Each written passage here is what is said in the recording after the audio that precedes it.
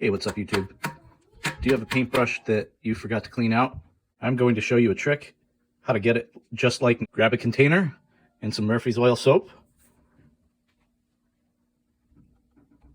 Add a little bit. Then add some water. Make sure you don't get up to the metal part, but just leave it sit in this solution. Now after it's been sitting for a few days, take a paintbrush comb and run it through the bristles.